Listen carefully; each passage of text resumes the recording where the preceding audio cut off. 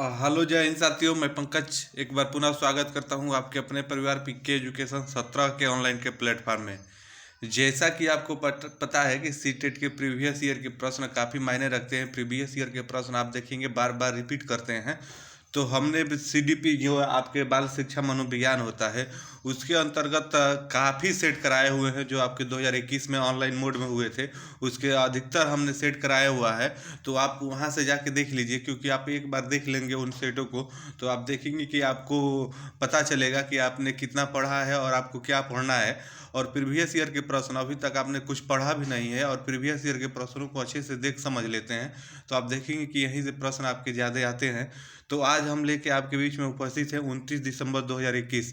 जी हाँ, जो पिछले साल आप देखेंगे 29 दिसंबर 2021 को जो पेपर हुआ था आपका ऑनलाइन मोड में, तो उसके अंतर्गत बाल विकास एवं शिक्षा शास्त्र के अंतर्गत कौन कौन से महत्वपूर्ण वो प्रश्न आए थे। तो उन महत्वपूर्ण प्रश्नों को जानेंगे और देखेंगे, क्योंकि इन प्रश्नों को देखने से ये पता चलता है कि परीक्षा की लेवल और परीक्षा का पैटर्न क्या रहता है, कहाँ से प्रश्न ज़्यादा आते हैं, यही पता चलता है अगर आप लगातार 10 सेटों को देख लेते हैं तो हमने डाला हुआ है सारा जो आपका बाल विकास एवं शिक्षा शास्त्र का है, तो आप वहाँ से जरूर जाके देख लीजिएगा। तो आइए आज की वीडियो की शुरुआत करते हैं और इन प्रश्नों को देखते हुए चलते हैं। तो पहला प्रश्न देखेंगे आपसे आज का है कि बालक का विकास किन क्षेत्रों में बांटा गया है। जो बालक का विकास होता है आपका वो किन किन क्षेत्रों में बांटा गया आपको यहाँ पे वो बताना है। तो गामक, मनोवैज्ञानिक, संवेदनात्मक और सामाजिक। आप देखेंगे पहले आपका गामक नहीं होगा तो आपका गामक एक वाला गलती होगा और मनोवैज्ञानिक दोनों नहीं होगा, तो आप इस प्रकार से इन दोनों को छाट सकते हैं। और यहाँ पे देखेंगे कि जो शारीरिक और शारीरिक दोनों जुड़ा हुआ है, तो संज्ञानात्मक और संज्ञानात्मक ये भी दोनों देखेंगे, पहले होता है शारीरिक होगा फिर संज्ञानात्मक होगा। तो आप देखेंगे कि दोनों में दिया हुआ है, तो यहाँ तक तो अब दोनों विकल्प सही है। आध्यात्मिक, देखिए यहीं पे आपको समझ आना चाहिए, आध्यात्मिक का कोई मतलब नहीं होता है बालक के विकास के क्षेत्र में, तो वही आपका गामक और सामाजिक हो जाएगा। तो इस प्रकार से विकल्प आपका तीसरा सही हो जाएगा। आइए वही अगले प्रश्न को देखते हैं। तो अगले प्रश्न में देखेंगे आपसे पूछा है कि निम्नलिखित में से कौन सा सिद्धांत यह दर्शाता है कि विकास दिशात्मक है और शीर्ष से पैर की ओर, यानी शीर्ष आपका शीर्षगामी सिद्धांत के बारे में यहाँ पे बात हो रही है, तो आपको वही बताना है। तो आपको शीर्ष से पैर की तरफ होगा तो शीर्षगामी विकास होगा, इसमें कोई आपको ज़्यादा सोचने वाली या समझने वाली बात ही नहीं है। आइए वही अगले प्रश्न को देखते हैं। तो अगले प्रश्न में देखेंगे यहाँ पे आपसे पूछा है कि वह खेल जो बच्चों को दूसरे के विचारों, विश्वासों और भावनाओं को समझने में सहायक होता है क्या कहलाता है। आपको वो बताना है वो विचार क्या कहलाता है। तो आप देखेंगे कि जो कल्पनाशीलता वाला खेल होता है वही बच्चों के लिए काफ़ी महत्वपूर्ण होता है, क्योंकि अगर कल्पनाशीलता से जुड़ा हुआ बच्चों को खेल आप दिखाएंगे, समझाएंगे, तो आप देखेंगे कि बच्चों में जल्दी सीखने की ललक आती है और बच्चे ज़्यादा आसानी से सारा चीज़ सीख जाते हैं। तो आइए वही अगले प्रश्न को ऐसे ही देखते हैं। तो अगले प्रश्न में देखेंगे लॉरेंस कोहलबर्ग से जुड़ा हुआ प्रश्न है।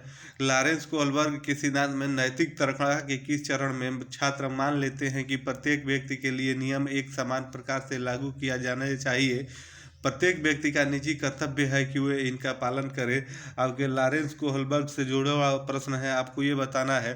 तो आप देखेंगे कि यहाँ पे अच्छा लड़का और अच्छा लड़की ये तो आप होगा नहीं, जेंडर रूढ़िवादिता से है तो ये आपका प्रश्न होगा। दंड और आगे पालिता ये भी आपका नहीं होगा। तो इस प्रकार से जो नहीं होगा उसको आप यहाँ पे काट दे दिए। यांत्रिक प्रयोजन अभिविन्यास ये भी आपका नहीं होता है, तो आपका एक ही बचा सामाजिक क्रम को बनाए रखने के लिए अभिविन्यास, तो यही आपका विकल्प सही हो जाएगा। आइए वही अगले प्रश्न को देखते हैं। तो अगले प्रश्न में देखेंगे आपसे प्रश्न यहाँ पे बना है कि अपने लंबे मगर कम चौड़े गिलास में नींबू पानी के स्तर की ओर इशारा करते हुए सारा अपनी बहन को चिढ़ाती है कि उसके पिताजी ने उसे ज़्यादा नींबू पानी दिया है। उसकी बहन किसी भी तरह की प्रतिक्रिया नहीं देती है, क्योंकि उसे अपने पिता को उनके गिलास के सारा के गिलास में नींबू पानी डालते हुए देखा है और वह जानती है कि दोनों गिलासों में नींबू पानी की मात्रा एक समान है। इस संदर्भ में सारा क्या प्रदर्शित करती है, आपको इसमें से ये बताना है। तो आप देखेंगे कि जो इसमें जीववाद की तो यहाँ पे बात ही नहीं हो रही है। आप इस प्रकार से विकल्पों को पहले ध्यान देंगे, विकल्पों को समझेंगे कि कौन कौन सा विकल्प नहीं हो सकता है, तो इसको आपको छांटने आ जाएगा। तो उसके बाद आप देखेंगे कि प्रश्न जो थोड़ा हार्ड भी रहेगा, टफ भी लेवल का रहेगा, तो आप आसानी से उसको उसमें सही टिक लगा देंगे। उसके बाद वर्ग समावेशन कुछ होता नहीं है, क्रमबद्धता की यहाँ पे बात ही नहीं है। तो आप देखेंगे कि आपका एक ही बचा केंद्रीकरण, तो ये आपका केंद्रीकरण के अंतर्गत आता है, तो आपका ये विकल्प इसमें सही है। आइए वही अगले 7वें प्रश्न को देखते हैं। तो इसमें देखेंगे पियाजे से बना है प्रश्न। पियाजे के अनुसार विकास के किस काल में बालक वस्तुओं के लिए प्रतीकों का इस्तेमाल करने लगते हैं और तार्किक मानसिक समझ उभरने लगती है, आपको ये बताना है। पियाजे के अनुसार आपको ये बताना है। तो आप देखेंगे कि जो पूर्व संक्रियात्मक काल होता है उसी काल की ये बात कही जा रही है, तो आगे इसमें आपको देखने की जरूरत ही नहीं, पूर्व संक्रियात्मक काल हो जाएगा इसमें। आइए वही अगले प्रश्न को देखते हैं। 8वें प्रश्न में देखेंगे। 8वें प्रश्न में आपसे प्रश्न यहाँ पे बना है कि अमन एक पहेली के टुकड़ों को ठीक करने लगाने की कोशिश कर रहा है, लेकिन वह सही जगह पर सही हिस्सों को फिट करने के लिए संघर्ष करता है। जैसे क्या, क्यों के रूप में उसकी माँ उसे संकेत प्रदान करती है। ले बैगोस्की के सीखने के सिद्धांत के अनुसार सीखने की यह प्रक्रिया क्या करेगी, आपको वो बताना है। वो प्रक्रिया क्या करेगी, इस प्रकार से आपको इस प्रश्न में बताना है। तो बच्चे को अप्रेरित करेगी, तो आप देखेंगे नेगेटिव हो गया, ऐसा होगा ही नहीं, तो पहला तो आपका ऐसे ही छट जाएगा। उसे आक्रामक बना देगी, ऐसा थोड़े होता है कि आक्रामक बना देगी, तो ये भी आपका विकल्प नहीं होगा। उसके बाद आइए अगले प्रश्न को देखते, अगले विकल्प को देखते हैं। अधिगम के लिए पाठ का काम करेंगे। जी हाँ, अगर कोई भी आपको सजेशन, कोई भी आपको सुझाव, कोई भी आपको राय दे रहा है, तो आप इसके फोल्डिंग का काम करेगा, यानी अधिगम का काम, अधिगम में पाठ का काम करेगा। तो इस प्रकार से विकल्प आपका इसमें तीसरा सही हो जाएगा। आइए वही अगले प्रश्न को देखते हैं। बैगोस्की आपके लिए काफ़ी महत्वपूर्ण है, मैं बार बार आपसे बता रहा हूं, क्योंकि बैगोस्की से जुड़े हुए प्रश्न आप देखेंगे, आपको 2 से 3 जरूर देखने को मिलेंगे। तो बैगोस्की का हमने सेपरेट वीडियो अपने चैनल पे डाला हुआ है, तो अभी तक आपने नहीं देखा है तो वो देख लीजिएगा, आप देखेंगे कि काफ़ी आपके लिए फायदेमंद होगा। आइए अगले प्रश्न को देखते हैं। बैगोस्की के सिद्धांत के अनुसार सहायक खोज किसमें सहायक है, आपको इसमें से ये बताना है। तो आप विकल्प यहाँ पे देखेंगे। पहला विकल्प दिया हुआ है संज्ञानात्मक द्वंद्व, दूसरा सहपाठी सहयोग, उसके बाद उत्प्रेरक प्रतिक्रिया सहचर्य, उसके बाद पुनर्बलन। तो आप इसमें देखेंगे कि जो सहपाठी सहयोग की स्थिति में बैगोस्की के सिद्धांत के अनुसार ये बताया गया है कि सहायता खोज सहायक होती है बच्चों के सहायता के लिए। तो बच्चे किसी भी स्थिति में इस संयुक्त परिभाषा को स्थापित करने में समस्याओं को एक साथ हल करने का प्रयास करते हैं, जो एक दूसरे की समझ को दर्शाती है। अर्थात यहाँ पे आप देखेंगे सहपाठी सहयोग होगा, जो समझ को यहाँ पे दर्शाती है। तो इसमें विकल्प आपका दूसरा सही हो जाएगा। आइए वो अगले प्रश्न को देखते हैं। तो अगले प्रश्न में देखेंगे, हार्वर्ड गार्डनर से जुड़ा हुआ प्रश्न है। हार्वर्ड गार्डनर के बहुआयामी बुद्धि के सिद्धांत के अनुसार निम्नलिखित में से किसका प्रयोग दृष्टिगत जगत को सही तरह से अनुभव करने की योग्यता और अपने प्रारंभिक अनुभवों में परिवर्तन लाने की योग्यता के लिए किया जाता है, आपको इसमें से ये बताना है। तो आप देखेंगे शारीरिक गतिबोधक बुद्धि, तो इसमें शारीरिक की बात ही नहीं की जा रही, तो ये नहीं होगा। उसके बाद आप देखेंगे स्थानिक बुद्धि, जी हाँ, इसमें आपका स्थानिक बुद्धि की बात कही जा रही है, तो इसमें आपका विकल्प दूसरा सही हो जाएगा। आइए वही अगले प्रश्न को देखते हैं। अगले प्रश्न में आप देखेंगे 11वें प्रश्न में आपसे पूछा है, हेत्तल घर में गुजराती बोलती है और इस भाषा को पढ़ने और लिखने में उसका प्रवाह है। उसके विद्यालय में निर्देश का माध्यम हिंदी है, वह यह भाषा नहीं जानती है। राष्ट्रीय शिक्षा नीति 2020 के अनुसार इस स्थिति में विद्यालय को क्या करना चाहिए, आपको ये बताना है। तो पहला विकल्प में आप देखेंगे कि आपका दिया हुआ है इसमें कि हेतल को विद्यालय में सिर्फ हिंदी बोलने के लिए कहना चाहिए। आप ऐसा नहीं करेंगे, आपको एक भाषा से यहाँ पे बात ही नहीं कही गई है राष्ट्रीय शिक्षा नीति 2020 में, तो आप देखेंगे कि आपका ये विकल्प नहीं होगा। वही दूसरे, बहुभाषिकता की संस्कृति सृजित करने के लिए सभी बच्चों को एक दूसरे से मातृभाषा का सम्मान करने के लिए कहना चाहिए। जी हाँ, अब जहाँ बहुभाषिकता और मातृभाषा की बात आ गई, तो आपको आगे वो विकल्प पढ़ना ही नहीं है, आपका वही विकल्प सही हो जाएगा। इसलिए आप देखेंगे इसमें आपका दूसरा विकल्प सही हो जाएगा। ये वही अगले प्रश्न को देखते हैं। जेंडर आपको बताना है, जन्म के समय निर्धारित होती है, आनुवंशिकता विशिष्टताओं द्वारा पूर्व निर्धारित होती है, सामाजिक संरचनाओं द्वारा आरोपित होती है, एक आंतरिक गुण है, आपको इसमें से ये बताना है। तो आप देखेंगे कि जेंडर क्या है, तो जेंडर आपका सामाजिक संरचनाओं द्वारा आरोपित होती है।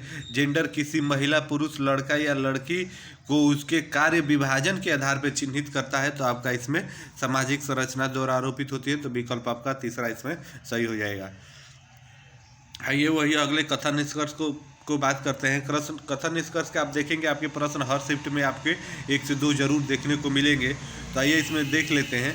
अध्यापक के द्वारा आकलन और मूल्यांकन की विविध तरीकों का इस्तेमाल किया जाना चाहिए, आपका दावा है। उसके बाद तर्क में आप देखेंगे, मूल्यांकन का उद्देश्य अच्छा निष्पादन करने वाले विद्यार्थियों को शीर्ष कक्षा से पृथक करना है। आपका सही विकल्प बताना है, इसमें आपका कौन सा सही होगा।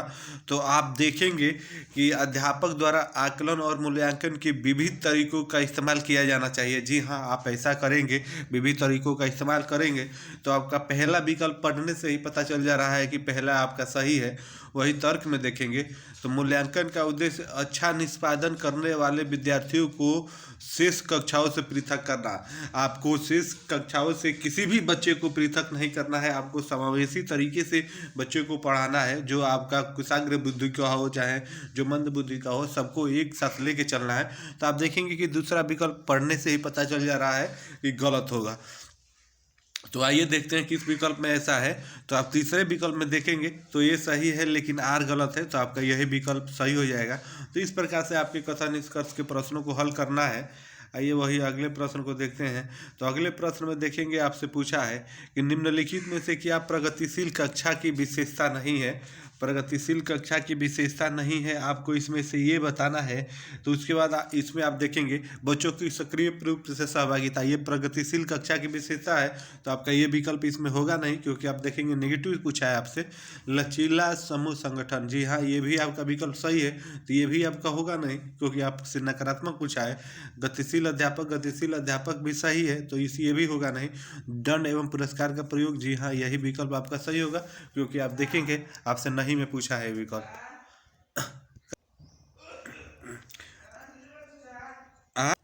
आइए अगले प्रश्न को देखते हैं। तो अगले प्रश्न में देखेंगे आपसे प्रश्न यहाँ पे बना है, राशि ने बच्चों की अवधारणाओं के प्रति समझ का आकलन करने के लिए एक नई विधि का प्रयोग किया। उसने बच्चों से कहा कि वे एक उत्तर के लिए जितना संभव हो अधिक से अधिक प्रश्न बनाए।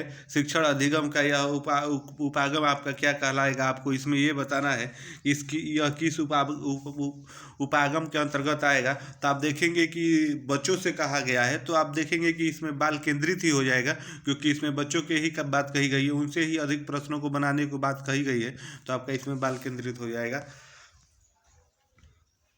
आइए वही अगले प्रश्न को देखते हैं। 16वें में देखेंगे आपसे प्रश्न यहाँ पे बना है कि एक समावेशी कक्षा में सहयोगात्मक प्रणाली एवं संयोजक अधिगम को क्या कहा जाता है, क्या करना चाहिए, आपको ये बताना है।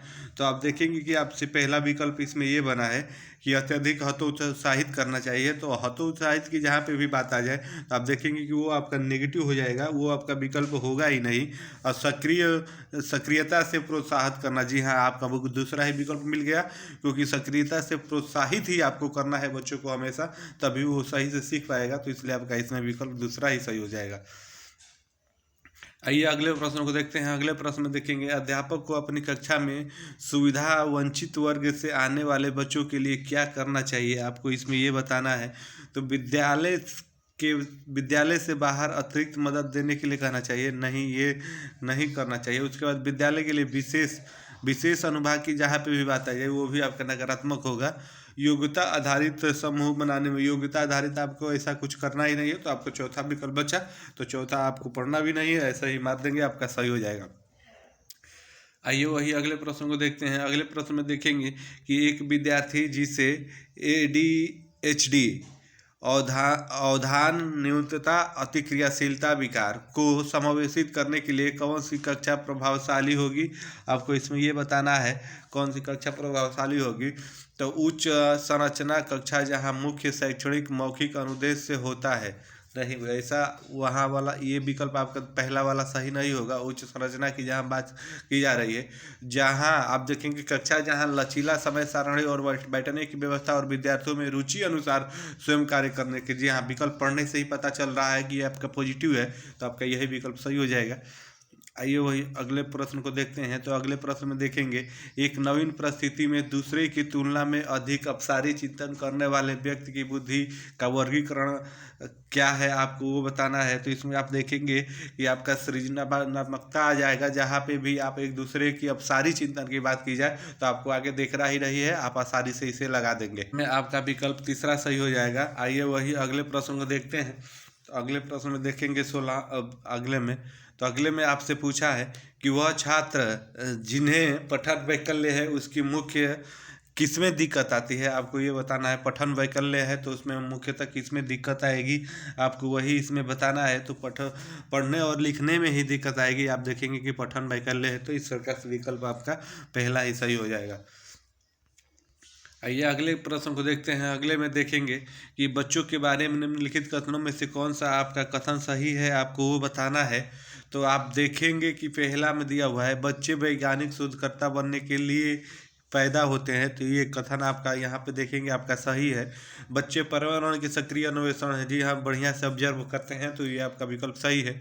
बच्चे वयस्कों की तरह सोचते हैं, नहीं, वयस्कों की तरह सोच की जहाँ पे भी बात आई है, बच्चे उनकी तरह नहीं सोचते हैं।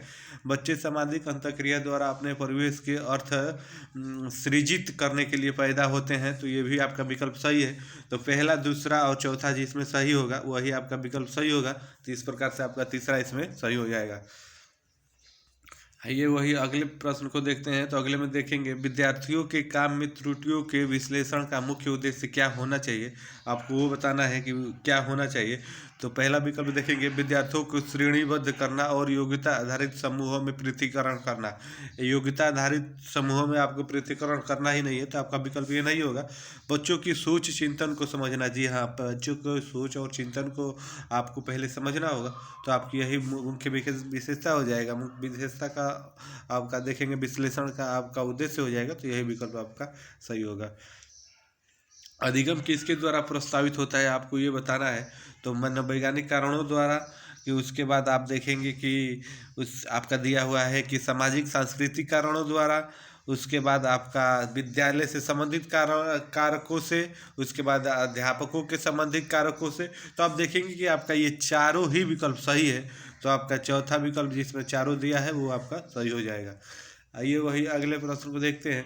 तो अगले में देखेंगे, कक्षा में विद्यार्थियों को त्योहारों को मनाने के अपने अनुभव को साझा करने के अवसर देना और उनके आधार पर सूचना निर्मित करने को बढ़ावा देना किसका उदाहरण है, आपको ये बताना है। ये किसके उदाहरण के अंतर्गत आएगा।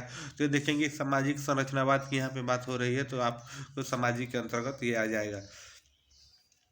अगले विकल्प की बात करें, राष्ट्रीय शिक्षा नीति 2020 सुझाती है कि कक्षा अधिगम को पाठ्य पुस्तकों तक सीमित करने के बजाय अधिगम और शिक्षा आपको कहाँ तक प्रसारित करना है, वही बात इसमें कही गई है। तथ्य और ज्ञान का कंठस्थीकरण की बात आगे तो विकल्प नहीं होगा। प्रत्येक 3 माह बाद विद्यार्थियों को विषय वस्तु को बढ़ा देना चाहिए, नहीं, ये भी नहीं है।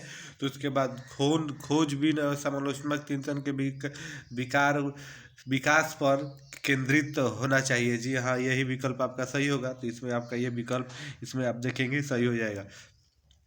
आइए वही अगले प्रश्न को देखते हैं। तो अगले में देखेंगे, स्मृति विषयक युक्ति कौन सी है, आपको ये बताना है। स्मृति विषयक युक्ति इसमें से आपकी कौन है, वह तकनीक जो याद करने में मदद करती है, जी हाँ, यही विकल्प इसमें आपका सही हो जाएगा।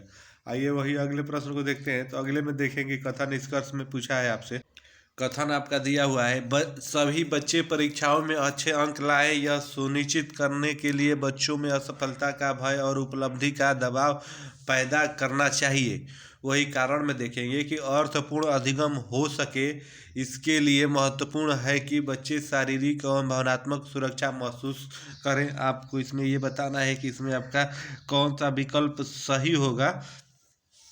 तो आप देखेंगे कि सभी बच्चे परीक्षाओं में अच्छे अंक लाएं, यह सुनिश्चित करने के लिए कि बच्चे में असफलता का भय, उपलब्धि का दबाव पैदा नहीं करना चाहिए। जी हाँ, तो आप देखेंगे कि पढ़ने से ही पता चल रहा है कि विकल्प आपका इसमें ये सही है, तो ये आपका विकल्प सही है। ये दूसरे कारण को देखते हैं। अर्थपूर्ण अधिगम हो, जी हाँ, ये भी अभी तक सही है। इसके लिए महत्वपूर्ण है कि बच्चे शारीरिक और भावनात्मक सुरक्षा महसूस करें, तो आपका ये भी विकल्प सही है। और आप देखेंगे कि जो ये कारण की बात कही जा रही है, तो इसी के अंतर्गत ये आपका इसमें ये समाहित है। तो आप देखेंगे कि ये और आर दोनों इसमें सही है, और आर सही व्याख्या करता है ये कि, तो इस प्रकार से पहला ही विकल्प इसमें आपका हो जाएगा। आइए वही अगले प्रश्न को देखते हैं। एक विद्यार्थी लीजा जिसका नियंत्रण केंद्र आंतरिक है, परीक्षा में असफल होने के लिए किसे जिम्मेदार ठहराएगी, आपको इसमें ये बताना है। तो उसकी योग्यता में ही कमी है, आप यही देखेंगे, उसके अलावा उसमें और कोई बात नहीं है। तो आपका पहला ही विकल्प सही हो जाएगा। तो आइए वही अगले प्रश्न को देखते हैं और अंतिम प्रश्न को। एक अध्यापिका चाहती है कि उसके विद्यार्थी आंतरिक रूप से अभिप्रेरित रहे, उसके लिए उसे क्या करना चाहिए, आपको इसमें ये बताना है। तो उसे कक्षा में प्रतियोगिताओं को प्रोत्साहित करना चाहिए और बच्चों में तुलना करनी चाहिए। यहाँ तक तो ये विकल्प आपका सही है, लेकिन तुलना करने की बात आ गई तो आपका ये होगा नहीं। बच्चों में डर व चिंता पैदा करना चाहिए, ये भी आपका विकल्प नहीं होगा। भौतिक पुरस्कार आपको कभी देना ही नहीं बच्चों को, तो चौथा विकल्प बचा, तो चौथा आपका सही हो जाएगा। तो इस प्रकार से था ये 29 दिसंबर 2021 को, यानी प्रीवियस वर्ष में हुए सीटेट के प्रश्नों के अंतर्गत, शिक्षा शास्त्र के अंतर्गत यानी सीडीपी के अंतर्गत महत्वपूर्ण प्रश्न। इससे पहले भी हमने काफ़ी वीडियो सीडीपी का डाला हुआ है टेस्ट सीरीज के रूप में प्रीवियस ईयर के प्रश्नों को, तो आप एक बार देख लेंगे तो आपके अंतिम समय में परीक्षा के लिए काफ़ी उपयोगी साबित होगा। तो फिर मिलते हैं नेक्स्ट वीडियो में, तब तक के लिए आप सभी को जय हिंद, धन्यवाद।